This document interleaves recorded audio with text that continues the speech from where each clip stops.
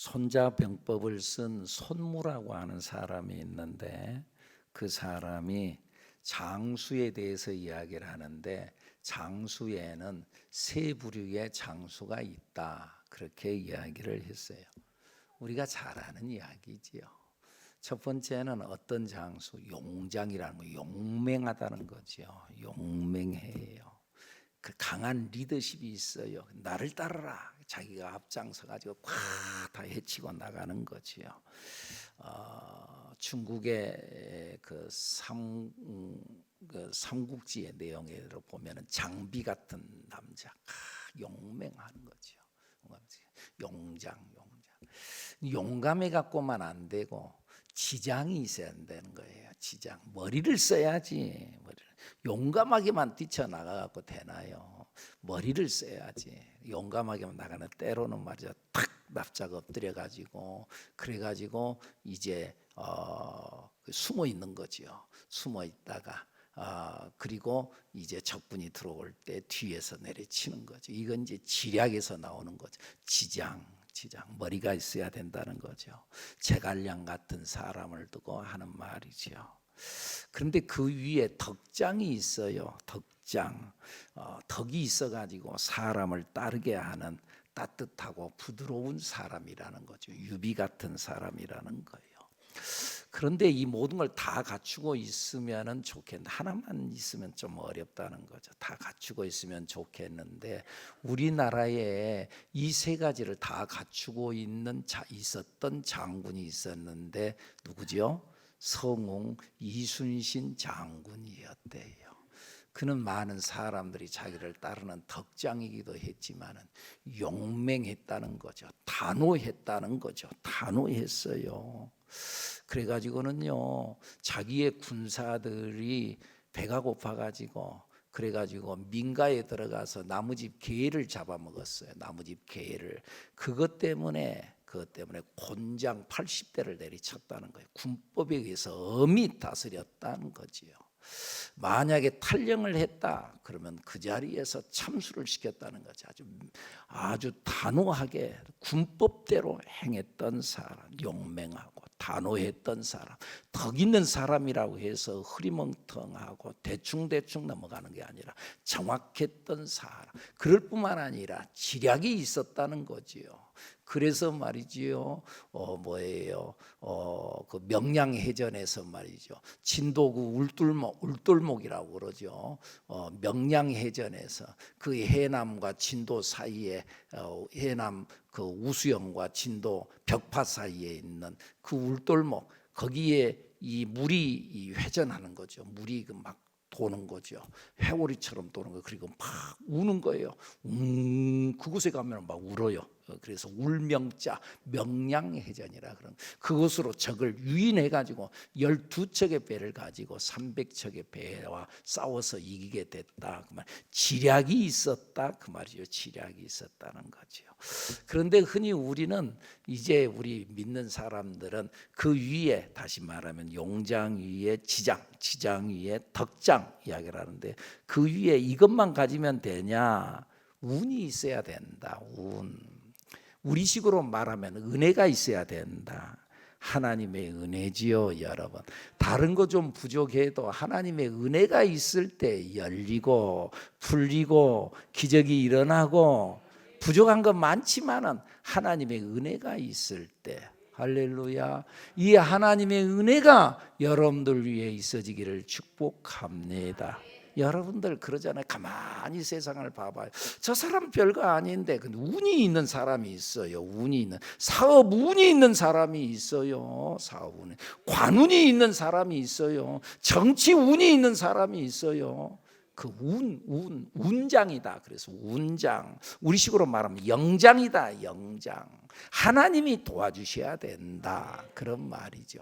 하나님의 은혜가 여러분들 위해 항상 함께 해주시기를 예수님 이름으로 축복합니다. 다윗 왕은 전쟁터에 나가서 전쟁에 나갈 때마다 승리했어요. 용장했어요. 용맹했어요. 그리고 그 가운데 하나님이 함께 하심으로 인하여서 전쟁에 나갈 때마다 승리하게 했다. 성경은 그렇게 기록했어요. 하나님께서 이기게 하셨더라. 용장이었어요. 그리고 그가 하나님과 함께 했어요. 솔로몬은 대체적으로 지장이었어요. 지혜가 있었어요. 물론 그 지혜도 하나님이 주셨죠. 그래서 솔로몬 지혜의 왕이었어요. 그런데 솔로몬은 지혜의 왕일 뿐만 아니라 그 위에 덕이 있었어요. 마음이 넓었다. 오늘 우리가 6장의 말씀을 봤습니다만은 4장 29절에 나타나는 말씀에 보면은 말씀이 이렇게 나와요. 한번 읽어볼까요? 하나님이 솔로몬에게 지혜와 총명을 심히 많이 주시고 또 뭘 줬다고요? 넓은 마음을 줬어요. 마음이 넓었어요. 덕이 있었다 그 말이에요. 그래서 사람들이 솔로몬을 다 좋아했어요. 그러니까 여러분요, 능력도 중요하지만 마음을 넓히고 큰 마음을 갖는 것은 그리스도인의 아주 중요한 덕목입니다. 어떠신가요? 예수 안에서 우리의 가슴을, 우리의 마음을 넓힐 줄 아는 우리들 여러분들이 되기를 축복합니다. 그래서 우리 교회에서 가끔씩 하는 말이, 우리 신앙생활을 하는데 빠삐용 신앙생활을 해야 됩니다. 그런 이야기를 했죠. 그 이야기가 뭐죠? 첫째는 빠지지 말자. 빠지지 마. 현장에 있어야 된다는 거예요. 현장에 없으면 자꾸 다른 소리 하는 거예요. 자꾸 시험 드는 거예요. 도마가 부활의 예수님을 만났던 다른 제자들이 예수님이 부활했다 이야기했는데 도마가 안 믿잖아요. 야야 뭔 소리 하냐, 죽었는데 뭘 사냐, 예수님이 죽은 거 내가 똑똑히 봤다. 내가 그의 못자국에 손을 넣어보고 그의 창자국 허리에 내가 손을 넣어보지 않고는 내가 그거 못 믿겠다. 왜 그랬어요? 현장에 없었거든. 부활의 예수님이 나타난 그 현장에 없었거든. 그러니까 그런 말을 하는 거예요. 현장에 있어야 된다. 빠지지 말아라. 무슨 일을 하든지 간에 현장에 있으세요. 아멘 합시다. 아멘. 현장에 있어요. 그리고 현장에 없었으면은 좀 말하지 말고 현장. 빠삐용 신앙. 두 번째는 뭐라고요? 삐지지 말고 신앙생활 하면서 때로는 내 마음에 안 들 때도 있어요. 여러분 다 여러분의 마음에 드나요? 그런다고 해서 삐지지 말고. 아멘입니까? 나도 나가 별로 마음에 안 드는데 여러분들 여러분들 마음에 다 들기만 하겠습니까?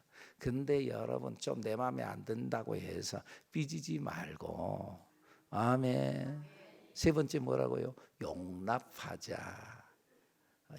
용납해라. 받아들여라. 받아들일 줄 아는 우리들이 돼야 될 줄로 믿습니다. 솔로몬 덕이 있었어요. 그래서 사람들을 받아들일 수 있었어요. 모든 사람들을 포용할 줄 알았어요. 할렐루야. 바울 사도도 그렇게 말을 하잖아요. 마음을 같이하여 같은 사랑을 가지고 뜻을 합하여 한 마음을 품어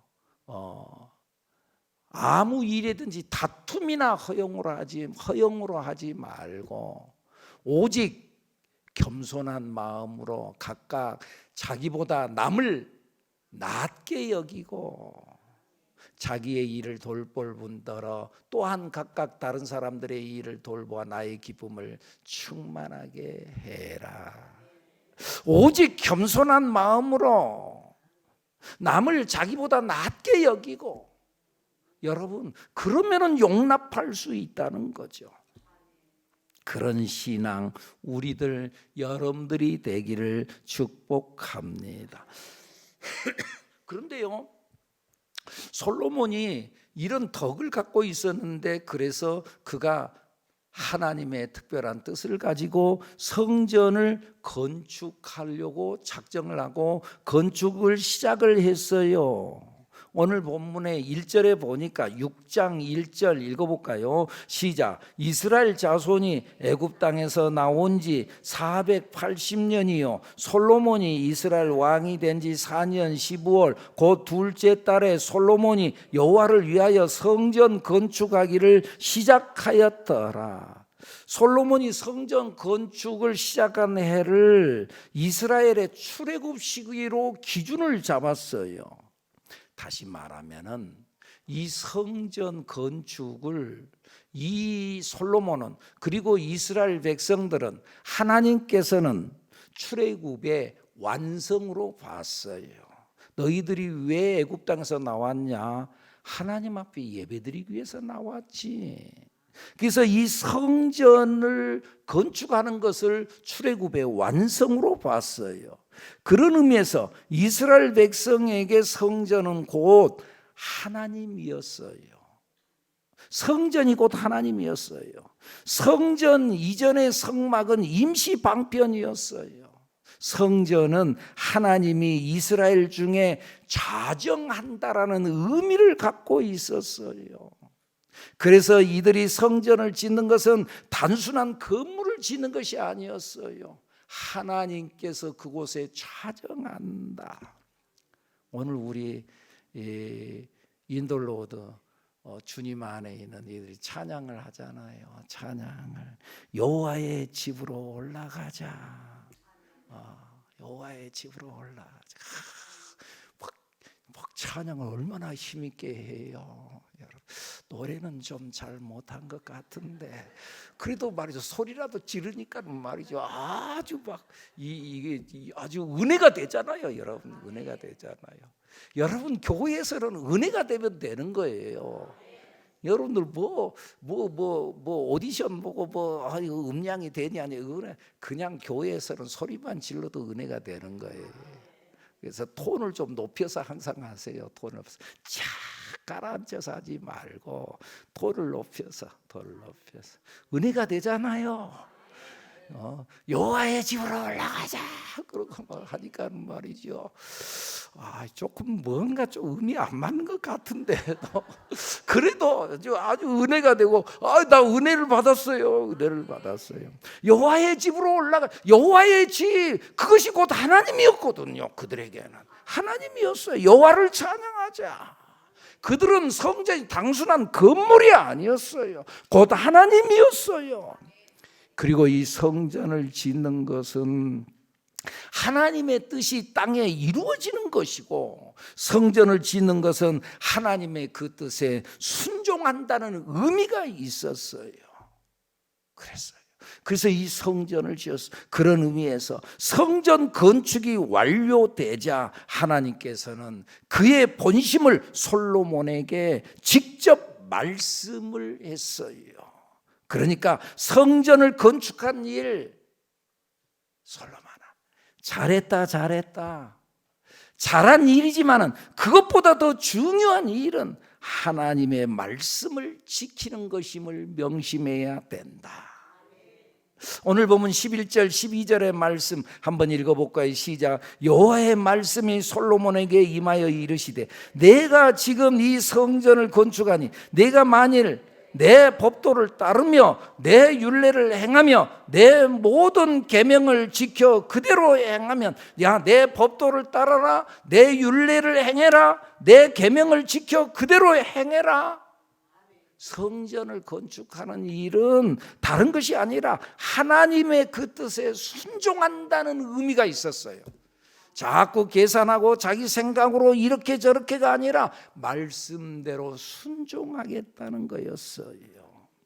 그래서 법도와 율례와 계명이라는 단어로 반복하면서 순종을 말씀했어요. 그리고 순종할 때 세 가지의 복을 약속했어요. 그 다음 말씀 그대로 행하면 뭐라고요? 첫째, 내가 내 아버지 다윗에게 한 말을 내게 확실히 이룰 것이요, 내 아버지 다윗에게 약속한 축복의 약속을 내가 너에게 이루겠다.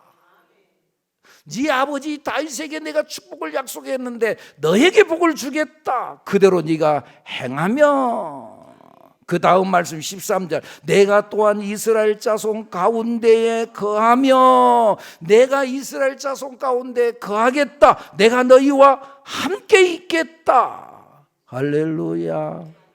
내가 너희와 함께 하겠다. 그 다음 말씀 시작. 내 백성 이스라엘을 버리지 아니하리라 하셨다. 하나님의 백성인 이스라엘을, 내가 너희를 버리지 않겠다. 우리가 신앙생활하면서 항상 염두에 둬야 할 것은 어떤 사역의 성취보다 어떤 일을 하는데 그 일을 얼마나 잘 이루었느냐, 그 성취보다 중요한 것은 말씀에 대한 순종입니다. 사무엘서에 나타나진 사울 왕이 하나님의 은혜 가운데에서 아말렉 군과의 전쟁에서 크게 승리했어요. 그런데 그 승리한 그 일로 말미암아 결국 버림받아요. 하나님 앞에. 버림받은 이유가 뭐예요? 승리했는데, 하나님의 은혜로 승리했는데 말씀에 순종 안 했거든요. 너희가 아말렉군과 전투에서 승리하면은 거기서 나오는 모든 전리품들, 그것들 다 진멸하고 불태워 없애버려라. 그것에 욕심 부리지 말아라. 서로 가지려고 욕심 부리지 말아라. 나를 바라봐라. 그런 의도에서 다 진멸하라고 그랬어요. 그런데 사울 왕이 진멸하지 않았어요. 나중에 사무엘 선지자가 찾아오잖아요. 찾아와 가지고 하나님 말씀대로 다 행했습니까? 예, 내가 다 행했습니다. 그래서 승리했습니다. 그렇습니까? 그런데 저 짐승의 소리, 저 가축이 우는 소리는 뭔 소리입니까? 아, 그거요. 그것은요, 하나님께 제사 드리려고 좋은 것만 골라서 모아둔 것입니다. 그때 사무엘이 사울 왕에게 뭐라 그래요? 순종이 제사보다 하나님 앞에 뭐 드린다고요? 드리는 것보다 더 중요한 것은 순종입니다. 듣는 것이, 하나님의 말씀을 듣는 것이 순양의 기름보다 더 나은 겁니다. 성경이 그렇게 말씀하잖아요. 거역하는 것은 점치는 죄와 같고, 왕과 자기 고집 끝까지 부리는 것은 사신 우상에게 절하는 죄와 같습니다. 왕이 여호와의 말씀을 버렸으므로 여호와께서도 왕을 버려 왕이 되지 못하게 하셨나이다. 왜 이렇게 됐어요? 순종하지 않았거든요. 순종하지 않았거든요. 말씀대로 순종하지 않았거든요. 그런 의미에서요, 신앙은요, 다 같이 해볼까요? 신앙은 소신이 아닙니다. 신앙은 뭐라고요? 소신이 아니야. 그러면 신앙은 뭐예요? 신앙은 말씀을 따라가는 것입니다. 신앙은 자기 소신으로 가는 게 아니요, 자기 철학으로 가는 게 아니요, 신앙은 말씀으로 가는 것인 줄로 믿습니다. 말씀을 따라가는 우리들 여러분들이 되기를 축복합니다. 자기 뜻, 진리의 말씀이 아닌 걸 가지고 자꾸 고집 피우는 사람이 있어요. 여러분 놔두세요. 그리고 우리는 말씀을 따라가는 우리들이 되어야 될 줄로 믿습니다. 그리고 이 성전은 하나님이 임하셔서 백성을 만나는 특별한 장소였어요. 그래서 이스라엘 백성들은 이 성전을 너무나 귀하게 여겼다. 성전이 곧 하나님이었다니까요. 지금도 2000년 전에 무너졌던 그 성전 한쪽 벽을 부여잡고, 지금도 그들은 그 벽을, 2000년 전 무너진 그 성전 벽을 부여잡고 지금도 그들은 통곡의 눈물을 흘리면서 기도하는 것. 하나님이 무너져. 하나님이 어떻게 무너질 수 있어요? 그런데 무너졌다. 그 통곡, 그걸 통곡의 벽이라고 그러잖아요. 그들은 그걸 붙잡고 지금도 기도하고 있는 거예요. 그렇다고 한다면은 오늘의 이 성전은 뭐냐? 오늘 이 성전이 교회가 성전입니까? 아니야. 교회는 그냥 우리 성도들이 모이는 모임의 장소지 성전이 아니야. 그러면 성전은 무엇입니까? 성경은 뭐라고 나왔어요? 예수님이 이 땅에 오시고 난 후에 우리 자신이 성전인 줄로 믿습니다. 예수님을 영접하고 예수님을 모시고 사는 우리가 성전이요 주님이 거하시는 장소인 줄로 믿습니다. 그러므로 우리는 이 거룩한 목적으로 우리 자신이 하나님의 성전으로 지어져 가야 될 줄로 믿습니다. 바울 사도가 그래서 에베소서 2장 22절에 너희도 성령 안에서 하나님이 거하실 처소가 되기 위하여 그리스도 예수 안에서 함께 지어져 가느니라. 우리는 성전된 우리의 몸이 하나님의 성전으로 지어져 가야 되는데 오늘 본문 성전이 어떻게 지어졌는가를 보면 성전인 우리가 어떻게 지어져 가야 할지를 깨닫게 줍니다. 오늘 본문에 보니까 14절 15절에 보니까 성전의 안벽과 천장은 백향목 널빤지로 입혔고 성전의 마루는 잣나무로 다 덮었다. 그래서 8절에 나타난 말씀에 보니까는 읽어볼까요? 성전 안에 입힌 백향목에는 박과 핀 꽃을 나로 새겼고 모두 백향목이라 돌이 보이지 아니하며 돌이 보이지 않도록 다 덮었어요. 그래서 거친 석재가 드러나지 않게 했어요. 우리가 예수를 믿고 나면은 예수의 피로 하나님께서 우리의 성품을 다 덮어주시는 줄로 믿습니다. 원래는 내가 거칠어, 원래는 내 기질이 거칠어, 말도 그냥 함부로 팍팍 나오고 거칠어. 그런데 성령으로 예수 그리스도의 피값으로 우리를 덮어주신 줄로 믿습니다. 우리는 예수의 피로 덧입어야 될 줄로 믿습니다. 그래서 자기의 기질과 성격이 감춰지고 그리스도의 성품이 나와야 합니다.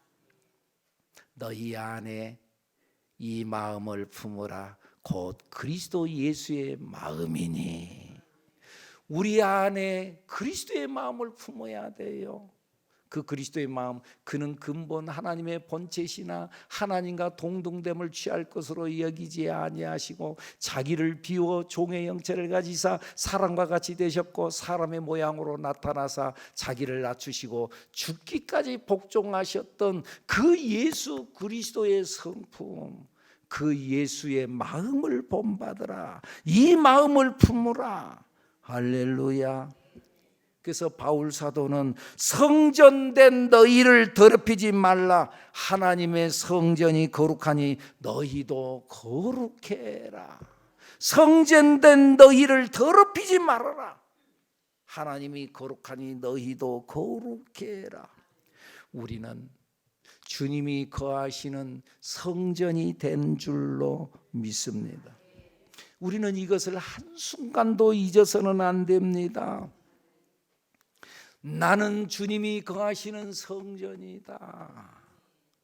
성전 내부를 입힌 백향목에는 박과 활짝 핀 꽃 모양을 새겼어요. 그래서 외소와 사방벽에 돌아가면서 천사들과 종려와 꽃 형상을 쭉 돌아가면서 다 새겼어요. 무슨 말이에요? 여러분, 우리의 심령에도 돌아가면서 우리의 성품 곳곳에 하나님의 말씀이 그리스도의 형상이 새겨져야 될 줄로 믿습니다. 그리고 또 성전 내부를 장식할 때 또 금이 많이 사용되어졌어요. 오늘 본문 20절에 나타난 말씀에 보니까는 읽어볼까요? 그 내소의 안은 길이가 20규빗이요 너비가 20규빗이요 높이가 20규빗이라 정금으로 입혔고 백향목 제단에도 입혔더라. 솔로몬이 정금으로 내소 안에 입히고 내소 앞에 금사슬로 건너지르고 내소를 금으로 입히고 온 성전을 금으로 입히기를 마치고 금으로 그냥 다 성전을 둘러쌌어요.